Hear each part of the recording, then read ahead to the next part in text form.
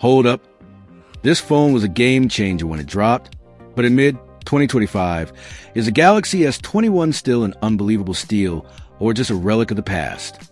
Let's dive in and find out if this former flagship is worth your hard-earned cash today. All right, let's talk about the Samsung Galaxy S21, the baby of the 2021 flagship family.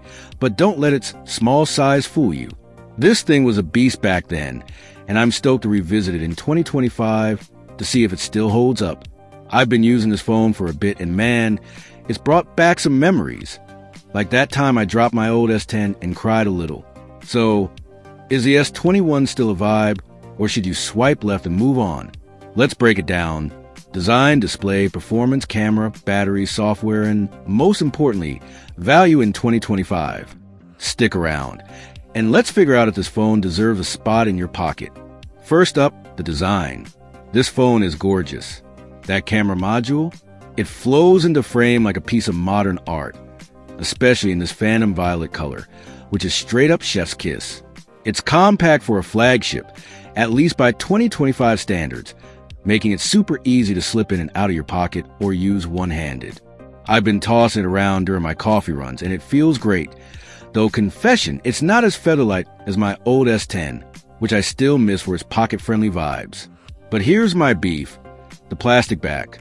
Yeah, it's high-quality polycarbonate with a grippy matte finish. But for an $800 phone at launch, I wanted glass. It's got this warm, plasticky clack when you tap it, which just doesn't scream premium. Now, I hear you, most of you slap a case on anyway, right? But for those of us who like to live dangerously and go caseless, it's a bit of a letdown. What do you think? Plastic back, deal breaker, or no biggie? Drop a comment and let me know. Now the display. Oh, this is where the S21 shines. It's a 6.2-inch dynamic AMOLED with a 120Hz refresh rate, and let me tell you, it's buttery smooth. Whether I'm scrolling through X or binge-watching shows, the colors pop and the animations glide like they're on ice. But here's the catch. It's FHD plus resolution, 1080 by 2400, a step down from the S20's QHD+. Pixel nerds might cry, but at 424 ppi, this screen is still razor sharp. I've stared at it side by side with my S20, and honestly, I can't tell the difference unless I'm squinting like a detective. The flat screen is a bold move. No more curved edge display, which Samsung was obsessed with for years. I'm torn. The curves look sexy, but they were ghost touch magnets. This flat display is practical, easier to grip, and plays nice with cases. Are you team flat or team edge? I'm curious. Hit me in the comments. Performance? This thing is a rocket. The Snapdragon 888 or Exynos 2100, if you're outside the US, is a powerhouse, even in 2025. I've been throwing everything at it. Heavy games, multitasking like a maniac, editing videos on the go, and it doesn't even flinch. The 120Hz screen makes every swipe feel like you're conducting an orchestra. That said, it can get toasty during intense sessions, like when I was grinding in Genshin Impact for hours. Not burn your hand hot, but you'll notice it.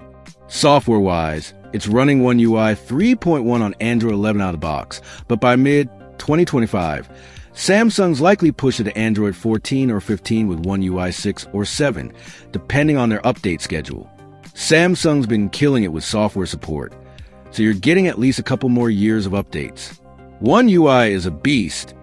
Tons of customization, from notification bubbles to lock screen shortcuts. It's overwhelming at first, like walking into a tech candy store. But once you get the hang of it, it's pure fun. Dark mode is a must, though.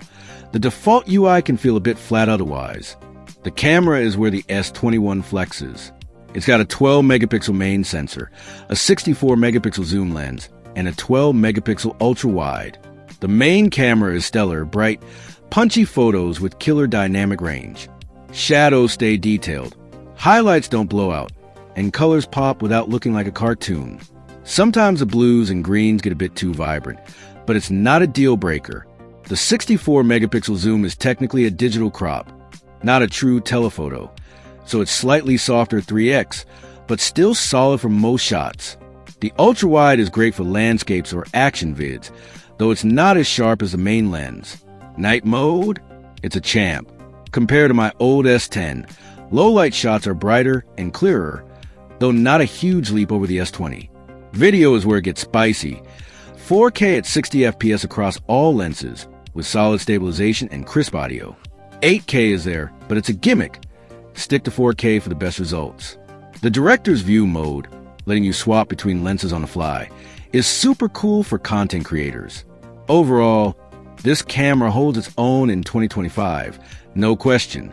Battery life is solid, but not mind-blowing. The 4,000 mAh cell, paired with the efficient 5nm chip and adaptive refresh rate, gets you 5 to 9 hours of screen-on time, depending on your usage. I'm talking heavy X scrolling, some gaming, and streaming music all day. Still had juice left by bedtime. No major upgrade from the S20, which was a bummer, but it's reliable. You're not going to be sweating low battery warnings, unless you're living on TikTok 24/7.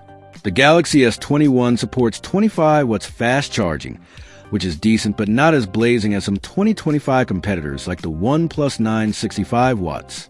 Gets you from 0 to 50% in about 30 minutes. Full charge in roughly 70 to 80 minutes. Solid but not mind-blowing. Now, the big question, is the Galaxy S21 worth buying in mid-2025? Let's talk price. Originally, this phone launched at $800 for the base 128GB model. Based on my data, as of mid-2025, you can snag a new Galaxy S21 for around $450 to $550 from retailers, thanks to discounts and newer models pushing prices down. On the used market, it's even sweeter.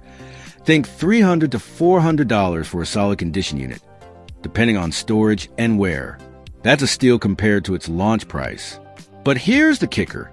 The Galaxy S20 FE, which has a similar 120Hz screen, fast chip, and plastic back, can be found used for as low as $200 to $250 or new for around $350 to $400.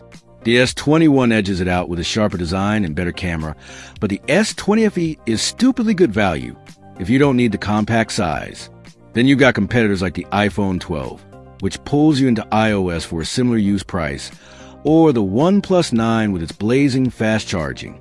If you want a glass back, you're stuck shelling out for the S21 Plus or Ultra, which feels like Samsung's sneaky upselling tactic.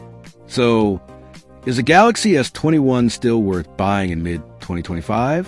If you're after a compact flagship with a stunning display, snappy performance, and a camera that still slaps, it's a fantastic pick, especially at $300 to $400 used or $450 to $550 new.